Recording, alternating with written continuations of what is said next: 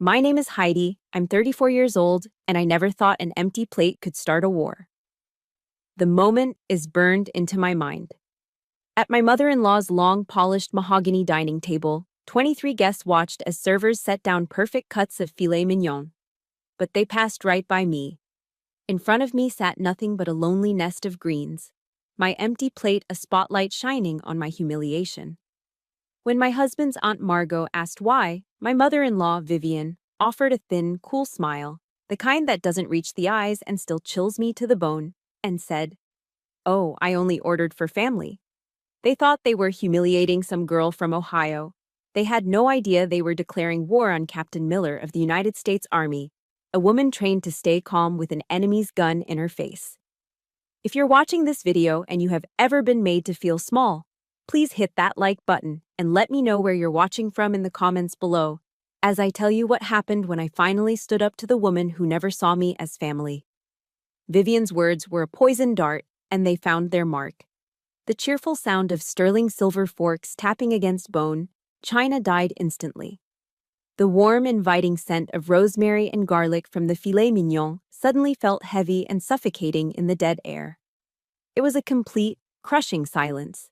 The kind that's so thick you feel it pressing in on you. I could feel 23 pairs of eyes turn to me, a collective stare that felt like a physical touch. They weren't looking with compassion. It was a morbid, fascinated curiosity. The way drivers slow down to gawk at an accident on the side of the road. I was the spectacle. My first instinct was to look for my husband, Derek, the man who stood with me on a sun-drenched afternoon and promised to be my partner, my defender, my family. He wouldn't meet my gaze. He was staring down at his plate with a focus so intense you'd think he was trying to solve a complex puzzle. His face was flushed a deep, embarrassed red that crept up from his collar, and his hand, clutching his fork, had a slight but noticeable tremor. He prodded a single, slender spear of asparagus, pushing it from one side of his plate to the other, as if its journey was the only thing in the world that mattered. His silence was a betrayal far deeper than Vivian's cruelty. It was a public verdict. In front of his entire family and their influential friends, he was telling me, without saying a word, that he had chosen his side. And it wasn't with me. In that moment, watching him torment that poor piece of asparagus, I felt the lifeblood of our marriage drain away, soaking invisibly into the pristine Italian linen tablecloth. Just when I thought the silence would break me, a single voice cut through it. "Heidi dear, please, have mine. I find I'm not very hungry tonight." It was Aunt Margot, his father's younger sister. She was a woman with kind, crinkling eyes and a warmth that felt entirely out of place in this cold, polished room. With a quiet grace, she slid her plate, the perfect medium-rare steak still sizzling slightly, across the polished mahogany towards me. Vivian's head whipped around, her eyes locking onto Margot. The look she gave her was a weapon, sharp and cold. "Margot," she said, her voice a low, dangerous purr that was meant to be heard by everyone. "Don't spoil the evening." But Margot's small rebellion had already done its work. Her simple act of kindness was a flare in the darkness, a signal that reminded me of a truth I'd nearly forgotten in my isolation. I wasn't entirely alone. That single gesture gave me the strength to pull myself back from the edge. Something inside me clicked into place. The searing pain that had been rising in my chest, the kind that usually dissolves into hot, helpless tears, didn't break. It solidified. It cooled and hardened into something dense and unyielding, like steel. In that instant, the accommodating daughter-in-law, the girl from Ohio so desperate for their approval, simply ceased to exist. Captain Miller of the U.S. Army took her place. The years of training I'd tried so hard to suppress in this world of passive aggression and unspoken social codes came roaring to the surface. My mind, which had been a whirlwind of hurt and humiliation, became sharp and clear. I started running through the OIDA loop, a combat doctrine drilled into us at Fort Bragg. Observe, orient, decide, act. Observe. The environment is a hostile dinner party in Greenwich, Connecticut. The opposing commander, Vivian, has launched a direct psychological assault. My primary ally, my husband, has abdicated his role and failed to provide support. The mission objective of the opposition is my public humiliation and forced surrender. Orient. The enemy's greatest weakness is her arrogance. She sees me as an emotional, unsophisticated outsider. She expects a scene, tears, yelling, a dramatic exit. My greatest asset is my discipline, an element she hasn't factored into her calculations. My composure is a weapon she won't see coming. Decide. I will not engage the enemy on her chosen ground. I will not give her the satisfaction of the emotional reaction she craves. This is a strategic withdrawal, not a defeat. I will disengage, regroup, and select a new time and place for the counter-assault, one of my own choosing. Act. I drew a slow, deliberate breath, holding it for a count of 4, just like we were taught to do before rifle qualification. It steadied my hands. I reached for the heavy crystal water glass, its faceted surface cool against my skin. I took a small, controlled sip. Then I lifted my chin and looked directly across the table, my eyes locking with Vivian Harrington's. And then I smiled. It wasn't a real smile. It was a carefully constructed expression, a calm, measured curve of the lips that held no warmth at all. It was the smile of a strategist, not a victim. "That's quite all right," I said, my voice steady and clear, projecting easily across the silent room. "I'm on a new diet. Thank you for being so considerate, Vivian." I saw the flicker of confusion in her eyes. The triumphant smirk on her face faltered, replaced by a subtle tightening around her mouth. She had prepared her battlefield for a hysterical woman, not a calm soldier. My refusal to play my assigned part had thrown her off balance. But this was my new mission. I was no longer trying to win their love. I was planning to win the war. As I glanced around the table at the curious, uncomfortable faces, a single, heavy question settled in my mind. How did I, a captain in the U.S. Army, trained to read a battlefield and anticipate an enemy's moves, walk so blindly into a trap this personal and this brutal? To understand that, we have to go back to the very beginning. To understand how I ended up sitting at that table, a soldier frozen in place, you have to understand that the empty plate wasn't the first shot fired in this war. It was just the first one the whole world got to see. The battle had been going on for years, a quiet, grinding campaign of psychological warfare, and it all began on the night of our engagement dinner. I remember picking out my dress for that evening. It was a simple, elegant navy blue sheath from Ann Taylor, the nicest thing I owned. I felt confident in it. I was a successful speech pathologist, I had built my own practice from the ground up, and I was in love with a wonderful man. I thought that would be enough. I was naive. The moment I walked into the Harringtons' house in Greenwich, I felt like I was back in my dress blues, standing for a surprise inspection I couldn't possibly pass. Vivian didn't ask about my work with children who have speech impediments. She didn't ask about my tour in Afghanistan, even though Derek had proudly told her I was a captain. Her first real question to me, after a glacial hello, was, "Heidi dear, do you know the difference between a salad fork and a fish fork?" She asked it with a serene smile, as if she were simply making conversation about the weather. Later, as we sat down to a dinner that was more intimidating than any formal military function I'd ever attended, she turned her focus to my family. "And where did you say you grew up, dear?" "Ohio," I said, my voice steady. "Just outside of Cleveland." "Oh, lovely," she replied, though her tone suggested it was anything but. "And your parents, what do they do?" "My dad was a delivery truck driver for 30 years, I said, a wave of pride washing over me. "And my mom was a secretary at an elementary school." Vivian's smile widened, but it never reached her eyes. She placed her hand on Derek's arm. "How sweet," she murmured, loud enough for the whole table to hear.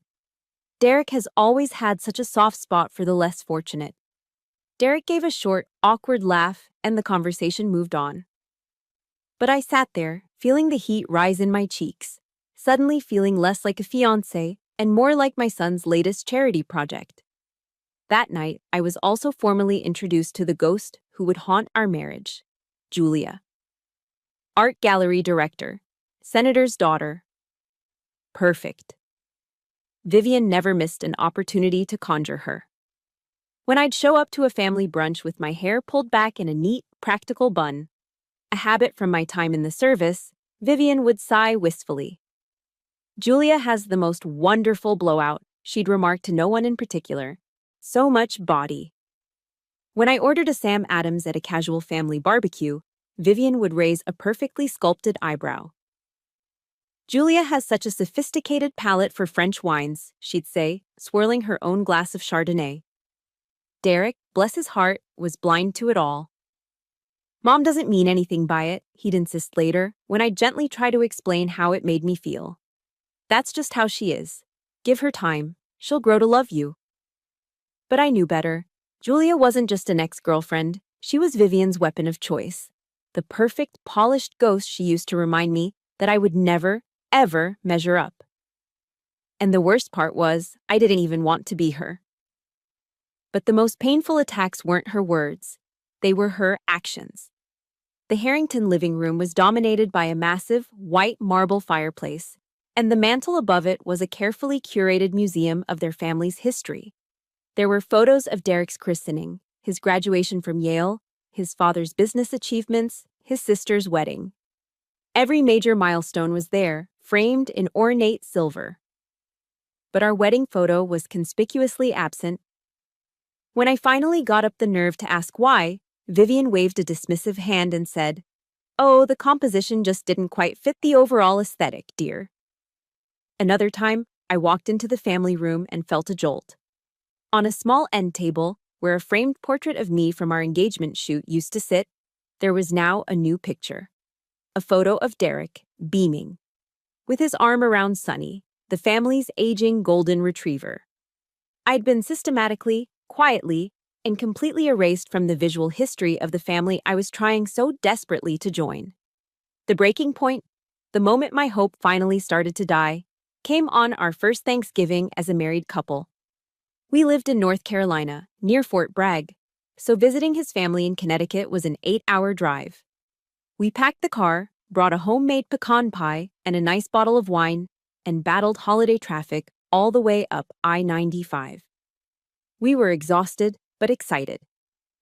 When we finally pulled into the long, winding driveway, the house was dark. Completely dark and silent. We stood on the grand front porch, a cold November wind whipping around us, and that's when Derek's phone buzzed. It was an email from his mother. She informed him that the whole family had decided, on a whim, to fly to St. Bart's for the holiday. "It was all so last minute, darling," the email read. "I completely forgot to tell you. Hope you two have a lovely Thanksgiving." We stood there, in the chilling twilight, two forgotten soldiers on the doorstep of an empty, silent mansion. That night, in a sterile guest room that didn't even have a picture on the wall, I cried for the first time since we were married. I wasn't crying over a missed vacation. I was crying for the death of a dream. The dream that my love and my effort could ever be enough to earn me a place in this family. Derek held me as I sobbed, and he promised, with tears in his own eyes, that he would finally have a serious talk with his mother. He promised he would make her understand. But he never did.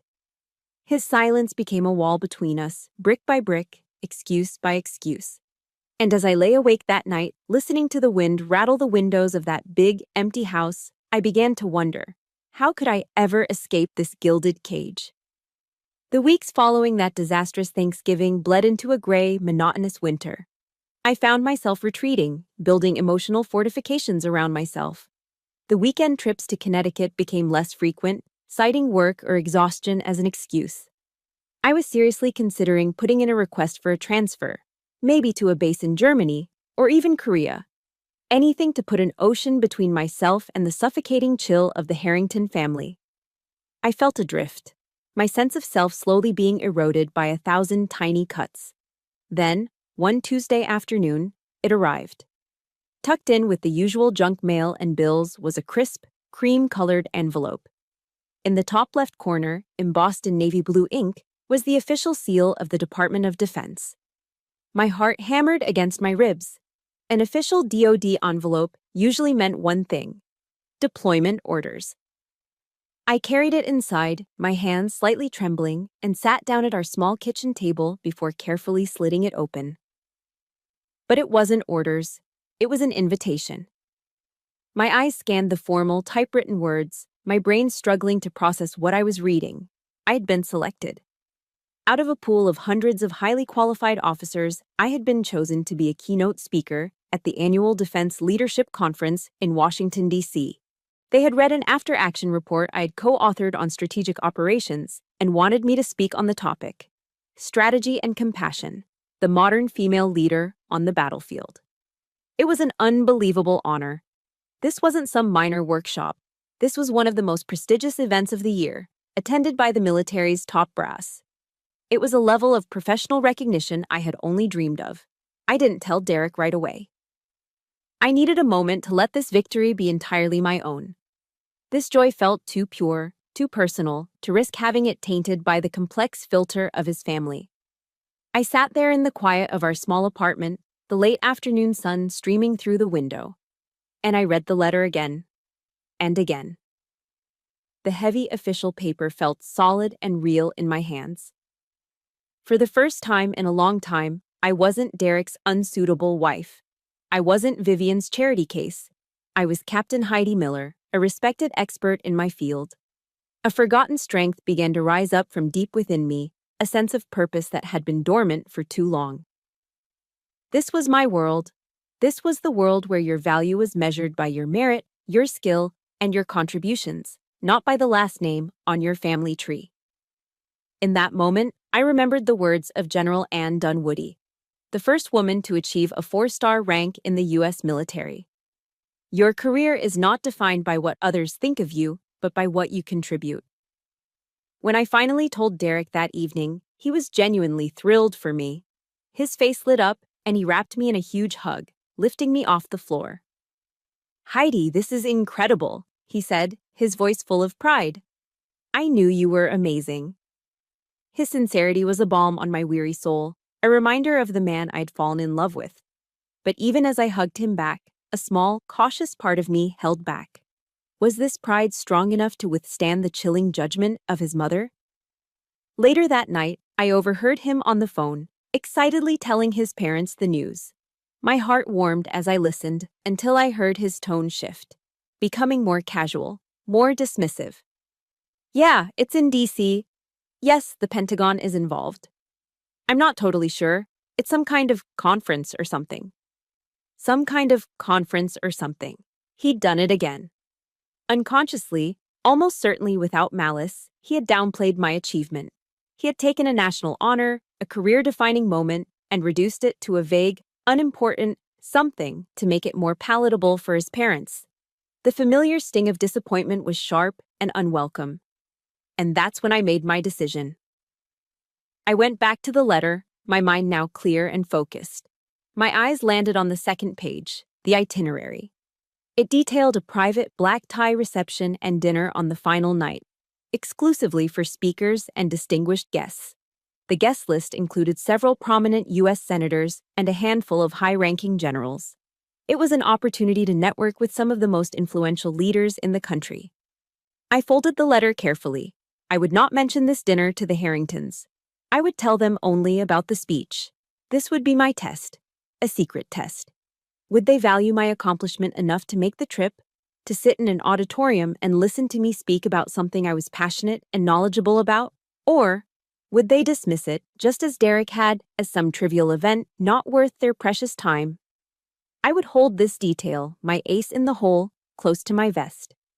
I know I can't be the one who's been in a situation like this, where you have to set a secret test for the people who are supposed to be on your team. If you're with me on this and you believe I'm doing the right thing, hit that like button to show your support and type the word "test" in the comments below. Let me know I'm not alone in this. I needed to know, once and for all, if there was any genuine respect for me in that family, or if I would forever just be the girl from Ohio. I had to know what I was really fighting for. 2 weeks before the conference, I put my plan into motion. I waited until mid-morning on a Tuesday, a time I knew Vivian would be between her tennis lesson and her garden club meeting. I took a deep breath, dialed her number, and put on the most pleasant professional voice I could muster. "Hi, Vivian, it's Heidi," I began. I'm calling to formally invite you and Richard to my presentation in Washington, D.C. on the 15th. It would be such an honor to have family there. There was a distinct pause on the other end of the line. I could hear the faint, crisp rustle of paper like she was flipping through a thick, leather-bound calendar. The 15th, you say?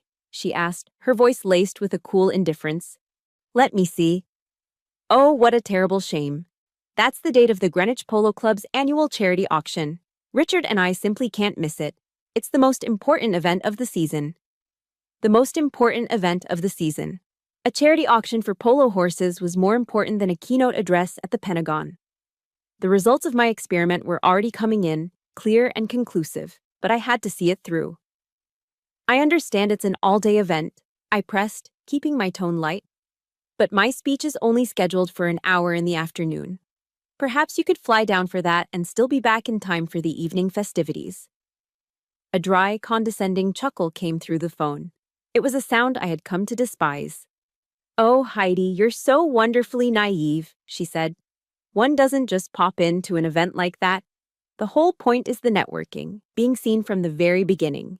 It's about relationships, you understand. Anyway, best of luck with your little talk. And then she hung up.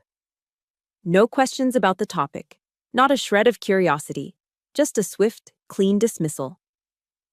I didn't let the anger take over. I simply registered the data. Test Subject 1.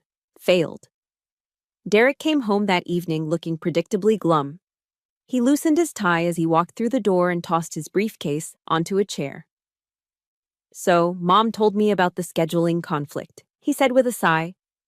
You know how she is with those charity events. They're a big deal to her. He wasn't fighting for me. He wasn't even angry on my behalf. He was just accepting it, managing my expectations. I looked at him, my own husband, and felt a cold distance settle between us.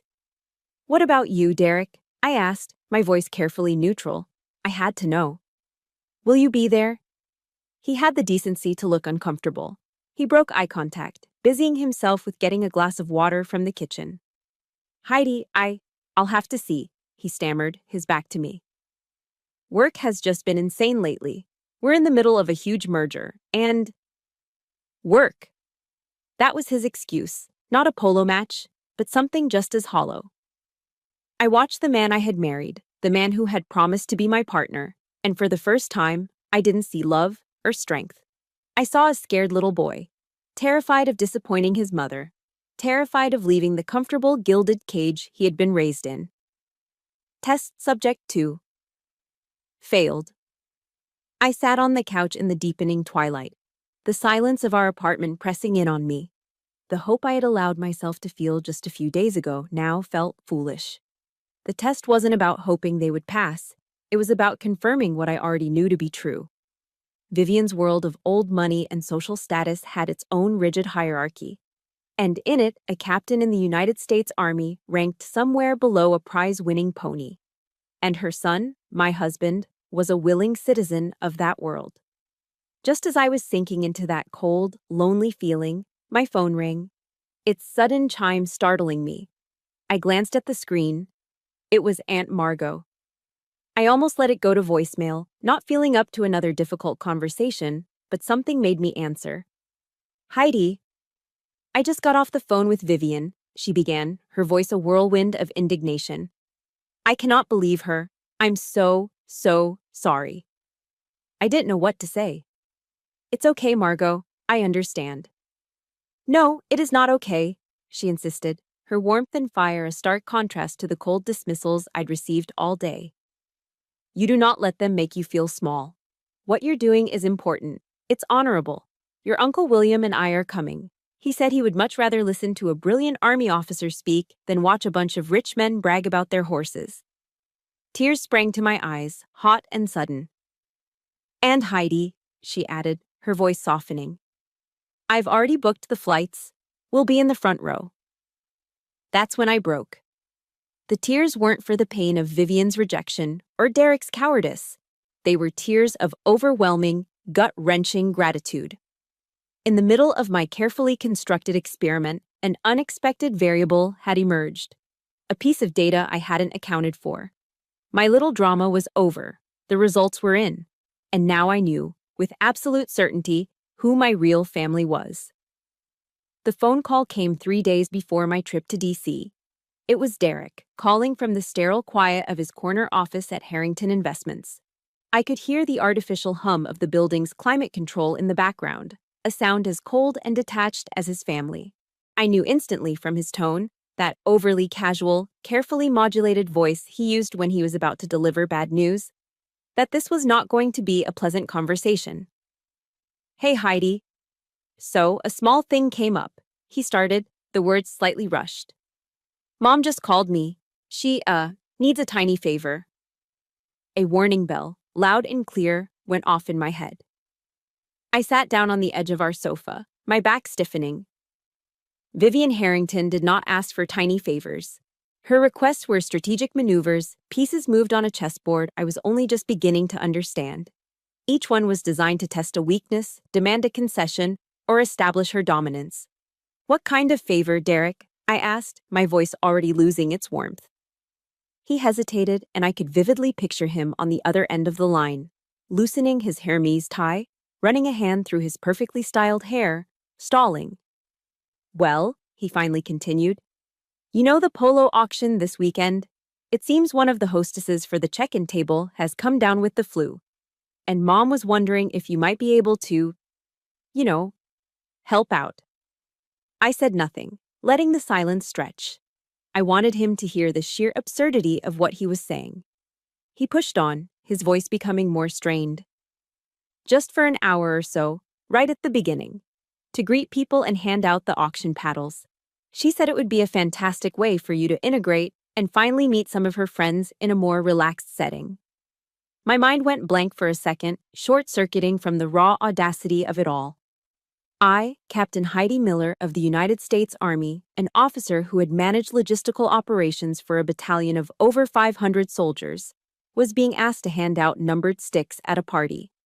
On the very same weekend I was scheduled to address the nation's top military leaders, my mother-in-law was offering me a volunteer position as event staff. It wasn't a favor. It was a calculated, masterfully cruel demotion. It was Vivian's way of broadcasting a message loud and clear. In my world, your world does not exist. Your rank, your career, your service, your entire identity is a quaint little hobby. Here, you are nothing more than the help. "What?" I said, my voice dangerously quiet. "Did you say to her?" He faltered, and his voice dropped to a shameful mumble. I said I would ask you." He hadn't defended me. He hadn't told his mother how outrageously insulting her suggestion was. He hadn't felt that immediate, instinctive need to protect his wife's honor. He had simply accepted the mission from his commanding officer and relayed the message, becoming a willing accomplice in my humiliation. That was it. The final microscopic thread of hope I had that he might one day become his own man, my man, just dissolved. That evening, I walked into our apartment, my mind a storm of cold fury. I dropped my keys on the small entryway table and walked toward the bedroom, and that's when I saw it. I stopped dead in the hallway. The blood in my veins, which had been simmering all afternoon, began to boil. There, hanging from the polished brass hook on our bedroom closet door, was the evidence of Vivian's final, unforgivable declaration of war. She had sent over the uniform for the polo event, delivered by courier.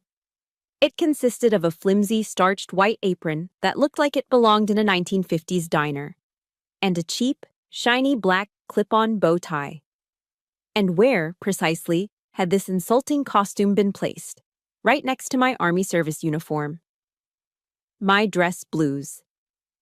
The two uniforms hung side by side in the soft evening light, a diabolical and deeply symbolic display. On the right, the cheap, disposable costume of a servant, and on the left, the embodiment of my entire adult life. My dress blues weren't just fabric and thread, they were a living testament. The deep, midnight blue of the jacket represented the honor of the institution. The sky blue trousers, the legacy of the cavalry. Every gleaming brass button, every sharply pressed crease, Every colorful ribbon neatly arranged on my chest told a story of years of service, of deployments, of commendations, of sacrifices made in places Vivian couldn't even imagine. This was the uniform I had earned with my own sweat, my own blood, my own tears. It was the uniform I planned to wear with immense pride at the awards reception in Washington, D.C. It represented the very best of who I was. And Vivian had hung her cheap insult right beside it. She had, with this single contemptuous act, placed her opinion of me on the same level as my honor. It was a gesture so profoundly dismissive, so utterly disrespectful, it felt like a physical blow. I stood there for a long time, just staring at the two garments. One, a symbol of everything I had fought to become. The other, a symbol of everything she was determined to reduce me to. And in that moment, the pain vanished. The disappointment evaporated. All the murky, confusing emotions were burned away, leaving behind only a cold, hard, crystalline clarity. Vivian Harrington had crossed a line from which there was no return. And Derek, my husband, through his pathetic, cowardly silence, had held the door wide open for her. My eyes drifted to the small framed photo on my nightstand. It was a black and white picture of Audie Murphy, the most decorated soldier in American history. A sharecropper's son from Texas, small and unassuming, who became a giant through sheer grit and courage. I thought about the silent sacrifices made by generations of soldiers, the quiet dignity they carried, the honor they fought to uphold, often with no expectation of thanks. Vivian hadn't just insulted me, she had spat on that entire legacy. The time for silence was over. The time for keeping the peace was over. To remain passive now would be an act of complicity in my own desecration. It would be a betrayal of every man and woman who had ever worn the uniform that now hung, dishonored, on my closet door. I walked over to the bed and picked up my phone. My thumb hovered over Derek's name in my contacts list, but I scrolled right past it. My first call was to a number I'd saved in my phone months ago, under the innocuous heading, Hartford Legal. A small contingency plan I'd hoped I would never need. The second call was to Aunt Margot. Uncle William answered, his voice booming with warmth. "Heidi, we were just talking about you. We're so excited to see you in D.C. "I'm looking forward to it too, William," I said, my voice as steady and calm as a drill sergeant's on parade. "But there's been a slight change of plans. I need the two of you to meet me in Washington a day earlier than we discussed. There's something we need to prepare for." "Of course, anything you need. What's going on?" I took one last look at the two uniforms hanging on the door. "I have a speech to give," I said. "And then, right after, I have a battle to win." Standing on that brightly lit stage, in my immaculate dress blues, I looked out over a sea of decorated uniforms and sharp business suits. My eyes found Aunt Margot and Uncle William in the front row.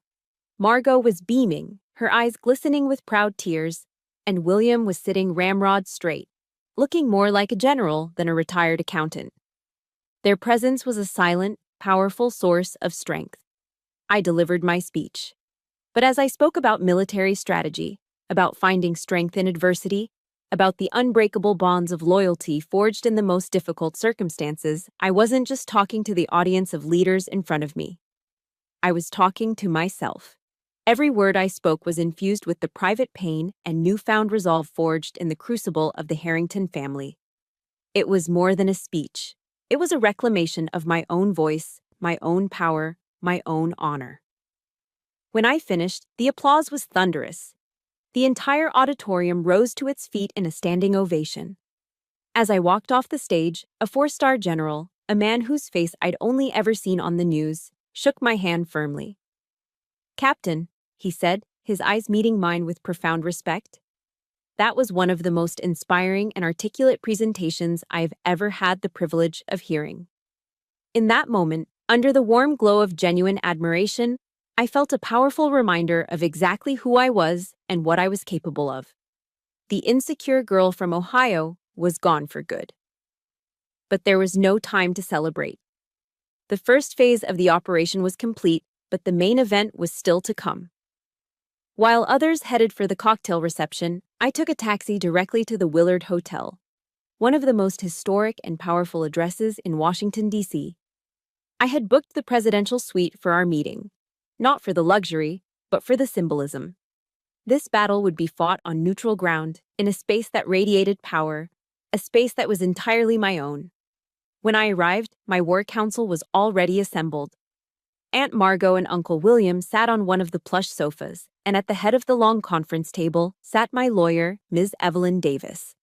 Ms. Davis was a formidable woman in her late 50s with sharp eyes and a no-nonsense demeanor that came from her years as a top prosecutor in the Army's Judge Advocate General's Corps. She was exactly the ally I needed.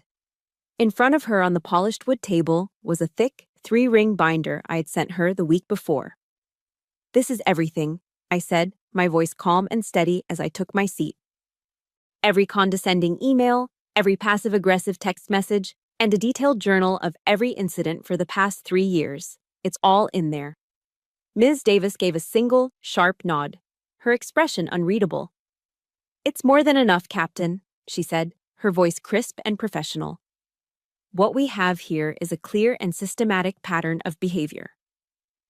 Uncle William looked at the binder, his face etched with a deep, personal pain.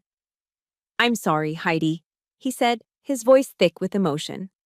"I should have spoken up sooner. I saw what was happening, but I stayed quiet.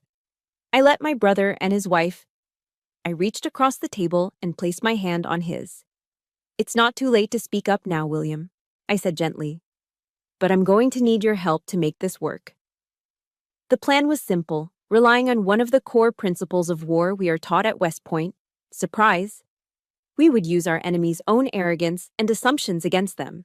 I would be the one to call Derek. I would tell him that an urgent family matter had arisen that required an immediate meeting in D.C. I would be deliberately vague, but would use one specific, irresistible word: legacy. I would tell him the matter directly concerned the Harrington family legacy. I knew Vivian would hear that word and be on the next flight, unable to resist the lure of protecting what she valued most. Phase 2 of the plan required Uncle William. He would call his older brother, my father-in-law, a few minutes after my call to Derek. He wouldn't reveal any details, but he would confirm the gravity of the situation, adding a layer of pressure that would ensure their attendance. The trap was set. The bait was their own greed, their own pride, and their unshakable belief in their own superiority. It worked perfectly. Derek called me back less than 10 minutes after I had left him a message, his voice a mixture of annoyance and anxious curiosity. "Heidi, what the hell is going on?" he demanded. "Uncle William just called Dad and was talking in circles about some serious family issue. Everyone is freaking out." I kept my voice cool and controlled, the same tone I would use on a radio during a tense field exercise. "I can't discuss it over the phone, Derek. It needs to be handled in person. The presidential suite at the Willard Hotel, 10 a.m. tomorrow. All 3 of you need to be here." I knew exactly what they would be thinking. Vivian would assume I'd gotten myself into some kind of trouble, perhaps a financial mess, and was coming to them to beg for a bailout. They would be preparing their lectures, their condescending offers of help. They would walk into that suite tomorrow morning, fully expecting to be in charge, to hold all the cards, to put the little girl from Ohio back in her place once and for all. They would be smug. They would be arrogant. They would be utterly, completely unprepared. They had no idea they weren't coming to a rescue mission. They were walking, willingly and blindly, straight into a perfectly planned ambush. At precisely 10 a.m., the door to the presidential suite opened. Vivian swept in first, dressed in a Chanel suit the color of champagne, her expression a perfect mask of bored irritation. My father-in-law, Richard, followed her, looking uneasy and out of place, his usual corporate confidence completely absent. Derek was last, trailing behind them like a remorseful child. He wouldn't look at me. Vivian's gaze swept across the opulent room, the soaring ceilings, the antique furniture, the panoramic view of the Washington Monument, before landing on me and Ms. Davis, who sat silently at the head of the conference table. A smirk played on Vivian's lips. "Well, this is impressive," she said, her voice dripping with sarcasm as she took a seat opposite us. "What's all this about, Heidi?" Did you decide to sue us because you didn't care for your salad? Richard shifted uncomfortably in his chair. Derek stared intently at the polished surface of the table, his reflection staring back at him. They sat there, radiating an aura of untouchable privilege, fully convinced they had been summoned to put out a small, insignificant fire started by their petulant daughter-in-law. Ms. Davis let the silence hang for a moment before she spoke, her voice as sharp and precise as a surgeon's scalpel.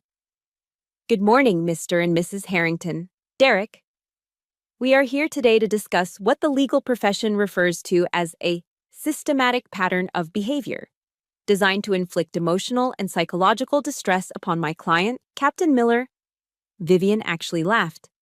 It was a short, barking sound, utterly devoid of humor. A systematic pattern?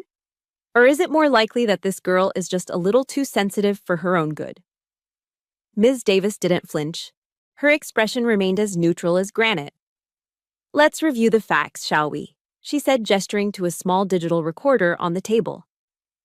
We'll begin with Exhibit A, an audio recording of a telephone call made on May 12th, in which Mrs. Harrington, you requested that my client, an active duty captain in the United States Army, serve as unpaid staff at a private charity function.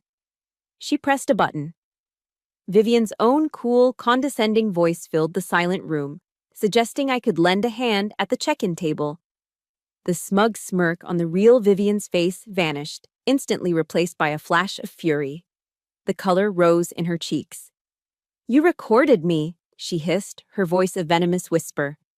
Ms. Davis ignored her, her focus unwavering as she picked up a sheet of paper from the binder in front of her. Moving on to Exhibit B, she continued, her tone relentlessly calm. This is a printout of an email from you, Mrs. Harrington, to your sister in Palm Beach. In it, you refer to Captain Miller as, and I quote, the little country mouse from Ohio who doesn't know which fork to use. You go on to say you hope Derek comes to his senses soon. She slid the paper across the table. Vivian stared at it as if it were a snake. And finally, Ms. Davis said, picking up another stack of papers, we have Exhibit C, a series of text message transcripts between you, Mrs. Harrington, and your son, Derek. She looked directly at Derek, who seemed to shrink in his chair. In these exchanges, the two of you repeatedly agree that Captain Miller is not one of us and doesn't belong in your world.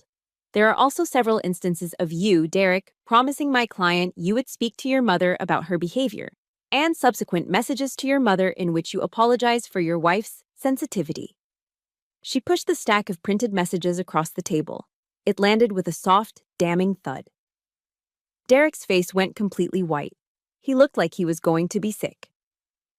My father-in-law, Richard, finally looked up, his face a mask of shame, and then slowly lowered his head, staring down at his clasped hands on the table. He had been defeated. But Vivian, cornered and exposed, did what all cornered narcissists do. She attacked. This is ridiculous. It's an ambush, she shrieked, her voice rising with panicked rage. She abandoned all pretense of civility. She's a gold digger. That's all this has ever been about. She married my son for the Harrington name and the Harrington money, and now that she sees she can't control him, she's trying to extort us. She turned her venomous glare on me, her eyes blazing with a desperate, cornered fury.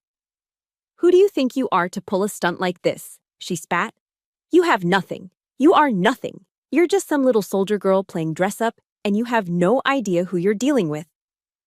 That accusation, that final desperate insult, was the trigger. It was the last piece of the puzzle, the final move I'd anticipated. My training had taught me never to ask a question in an interrogation unless you already know the answer. Ms. Davis and I hadn't presented this evidence hoping for an apology. We had presented it to provoke a specific reaction. And Vivian had just delivered it right on cue. It's amazing how people show their true colors when they're backed into a corner, isn't it? They go straight for the jugular, trying to make you feel small and worthless. If you know exactly what that feels like, hit the like button. And if you believe that a person's worth is defined by their character, not their bank account, type "worthy" in the comments below. I looked at Vivian, her face twisted in a mask of ugly rage, and I felt nothing but a cold, clear sense of purpose. It was time to end this. It was time for the final blow. Faced with Vivian's final, desperate accusation, "You're just a gold digger. You have nothing." I didn't feel a surge of anger. I didn't feel the need to defend myself. Instead, looking at her face, contorted with a venomous rage born from pure panic, I felt a strange, chilling sense of pity. She was wielding the only weapon she had ever known, the assumption that everyone was motivated by money and status, and she had no idea it was about to backfire spectacularly. I gave a slow, deliberate nod to my lawyer, Ms. Davis. It was time. Ms. Davis, with the calm efficiency of a seasoned prosecutor, reached into her leather briefcase and pulled out a single, slim file folder, one they hadn't seen yet. She opened it and slid one piece of paper from it, placing it face down on the table. "Mrs. Harrington," she said, her voice cutting through Vivian's heavy breathing, "you just stated that my client has nothing. Perhaps you should review this document." She pushed the paper across the vast, polished expanse of the conference table. It slid silently, coming to a stop directly in front of Vivian. For a moment, she just stared at it, her chest heaving. Then, with a trembling hand, she snatched it up. It was a single-page summary of financial assets. Her eyes, wide with disbelief, darted across the page, scanning the columns of numbers. The color drained from her face. She froze, her mouth slightly agape, the paper shaking in her hand. What is this?" she whispered, her voice hoarse. "This is impossible." I leaned forward slightly, resting my hands on the table. I spoke for the first time since the ambush began, and my voice, though quiet, resonated with absolute authority in the dead silent room. "That," I said, my gaze locked on hers, "is the Wallace Trust. It was established by my maternal grandparents. My grandfather was a physicist, one of the original patent holders for fiber optic technology. The trust is currently valued at a little over $50 million, and I am its sole beneficiary." The silence that followed was absolute. It was heavier and more profound than any silence I had ever experienced, on or off the battlefield. I could hear the frantic, ragged sound of Vivian's own breathing. My father-in-law, Richard, who had built his life and identity around his financial success, slowly lifted his head, his expression one of utter shock. And Derek? Derek stared at me as if I were a complete stranger, as if the woman he had been married to for 3 years had just revealed herself to be an alien. The foundation of his entire understanding of our relationship, of me, had just crumbled into dust before his eyes.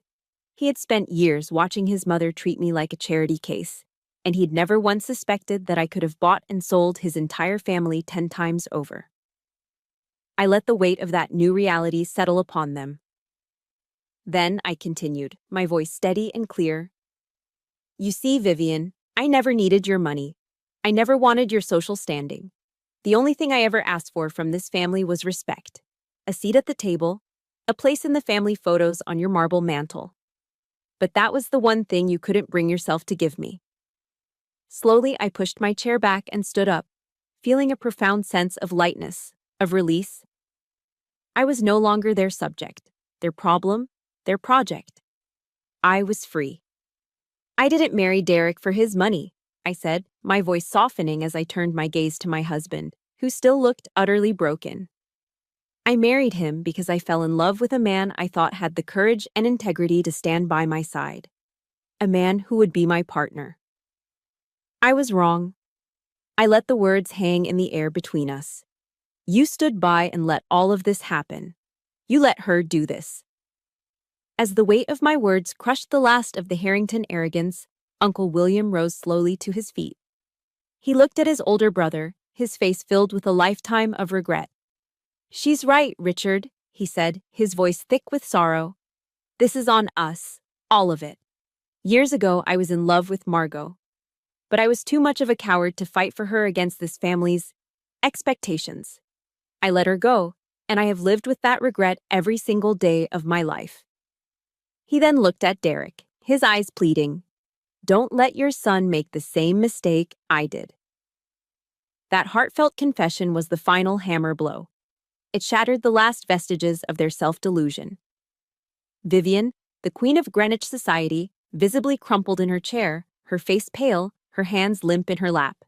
She had no words left. No more insults, no more defenses. She was just defeated. Derek stared blankly into the middle distance, his face a hollow mask of failure and gut-wrenching, too late regret. I looked at the three of them one last time, the ruins of the great Harrington family. I felt no triumph, no hatred, only a quiet, profound sense of release. I had stood up for myself, and in doing so, I had taken my life back. As Eleanor Roosevelt once said, no one can make you feel inferior without your consent. And I was officially withdrawing my consent, forever. Ms. Davis, I said, turning toward the door, we're done here. I walked out of that room without a backward glance, leaving them to sit amongst the ashes of a dynasty that had just been burned to the ground by its own arrogance. Stepping out of that presidential suite and into the quiet, carpeted hallway of the Willard Hotel, I didn't feel the triumphant thrill of victory I had expected. There was no surge of elation, no desire to celebrate. There was only a profound, hollow emptiness. The adrenaline from the battle, the intense focus that had kept me sharp and steady for the past 24 hours, drained away all at once, leaving a bone-deep exhaustion in its place. It was the familiar feeling of coming back to base after a long and grueling mission, a sense of relief overshadowed by the sheer weight of what had just happened. Aunt Margot wrapped her arms around me in a fierce, protective hug. She didn't say a word, and I was grateful for her silence. There was nothing to say. Uncle William simply came and stood beside me, placing a large warm hand on my shoulder. His touch was steady and grounding. We didn't cheer. We didn't exchange victorious glances. We just stood there for a long moment in the opulent hallway, three survivors surveying the wreckage of a storm we had created. The war was over. The battlefield was a mess. I had won, but victory had come at a cost. I had lost a family, even if it was a family that had been poisoning me from the start. It was Margot who finally suggested we get some air. We left the gilded cage of the hotel and walked out into the cool, gray afternoon of Washington, D.C. The sky was overcast, the air heavy with the promise of rain, and it perfectly matched my mood. We walked in comfortable silence for a while, eventually finding ourselves on the National Mall, drawn toward the quiet solemnity of the Vietnam Veterans Memorial. We walked slowly alongside the polished black granite wall, its surface reflecting the cloudy sky and our own tired faces. The sheer number of names etched into the stone was overwhelming, a silent testament to battles fought and sacrifices made. "I am so proud of you, Heidi," Uncle William said finally, his voice thick and raspy. He stopped and looked at me, his eyes filled with a sad, profound respect. "You did today what I never had the courage to do. You fought for who you are." Margot squeezed my hand, her grip warm and strong. "You didn't lose a family today, sweetheart," she said softly. "You just pruned the branches that were killing the tree. Your real family is standing right here." I reached out and traced one of the names carved into the cold stone. I thought about all the silent wars people fight every day, the internal battles for dignity and respect that leave invisible scars. Looking at that wall, a strange and unexpected sense of peace began to settle over me. I had fought my war, and I had survived. Just then, my phone vibrated in my pocket. I pulled it out. The screen read, "Derek." A part of me wanted to ignore it, to let the call go to voicemail and disappear from his life forever. But another part, the part that needed closure, compelled me to answer. I took a deep breath and swiped the screen. "Heidi." His voice was shattered, broken into 1,000 pieces. It was the voice of a man who had lost everything and knew it. "Heidi, I am so sorry. Oh God, I am so sorry. I was blind. I was a coward." He started to cry then. Not quiet, dignified tears, but ragged, wrenching sobs that tore through the phone. It was the sound of a hollow man, a man whose entire world had been built on a foundation of lies and who is now standing in the rubble. I listened. I didn't interrupt. I didn't offer comfort, but I didn't offer anger either. The rage had burned itself out, leaving only a deep, profound sadness in its wake. This was the man I had loved, the man I had built a life with, and he was a stranger to me now. "Can you give me a chance?" he begged, his voice choked with desperation. "Just one chance to make it right? I'll do anything. We can go to counseling, therapy, anything you want. I'll change. I swear I'll change." I took a long, slow breath, my eyes focused on my own reflection in the polished black wall. I saw a woman I hadn't seen in a long time, a woman who looked tired, yes, but also strong, resolute, free. I was finally listening to my own voice, the one that had been silenced for so long, the voice of self-respect I had fought so hard to win back. "Derek," I said, and I was surprised by how steady and clear my voice was. "I don't know what the future holds. I honestly don't. I wasn't trying to be cruel, I was just being honest. But what I do know, right now, is that I need space. I need time to just be me again. Not the person your mother wanted me to be, not even the person you wanted me to be, just me." I wasn't slamming the door on our marriage, but I wasn't leaving it open either. I was taking back control of the threshold. "Goodbye, Derek," I said softly. And then I ended the call. It wasn't an act of revenge. It wasn't a final twist of the knife. It was an act of self-preservation. It was the first, quiet step on the long road to rebuilding a life. Not on their terms, but on mine. A year has passed since that day in the Willard Hotel. I'm standing in the backyard of my own home now, breathing in the sweet scent of freshly cut grass and blooming hydrangeas. It's not a sprawling mansion in Connecticut. It's a cozy, welcoming colonial house in a quiet suburb of Virginia. Close enough to DC for me to continue my work at the Pentagon, but far enough to feel like a sanctuary. From the porch, I can hear the happy squeals of my 6-month-old daughter, Grace. Aunt Margot is pushing her gently on the wooden swing set, her laughter mingling with the baby's, while Uncle William stands nearby, making silly faces. They moved to a smaller house just 10 minutes away a few months ago. They aren't visitors. They're Grandma Margot and Grandpa Will. They are, in every sense of the word, family. Inside, hanging proudly above the fireplace, is a large, beautiful portrait of Grace, right next to a photo from my wedding. A new wedding photo. From the kitchen, I can hear the sizzle of onions and peppers in a hot pan. Derek is in there, wearing a navy blue apron with the words, "The Captain's Chef," embroidered in gold thread. He's making his famous fajitas for our Sunday lunch. Our road back to each other was not easy. It wasn't a Hollywood movie montage where one apology fixed everything. It was 6 long, hard months of intensive therapy, both separately and together. It was countless difficult conversations that stripped away years of denial and painful truths. But he did the work. He learned to finally draw a firm, unshakable boundary with his mother. A few months after our confrontation, he walked away from his high-paying job at the family firm and started his own financial consulting business, building something that was entirely his. He fought to win me back, not with grand promises, but with small, consistent, daily actions. He showed up, he listened, he took responsibility, he proved his loyalty day after day, until I could finally trust him again. He earned his place back at my table. We rarely speak of Vivian. After that day, she and Richard separated. He moved into a quiet condo in Florida and, from what William tells me, seems more at peace than he has been in years. Vivian is still the queen of her castle in Greenwich, but it's an empty kingdom now. Her heirs are gone. Every few weeks, an absurdly expensive and impersonal gift for Grace will arrive from a high-end department store, a cashmere blanket, a Tiffany silver rattle, but she never calls. She never visits. In the end, she won the house, but she lost the home. Her fate doesn't bring me any joy, only a quiet sense of peace that the world in its own way had balanced the scales. Justice had been served.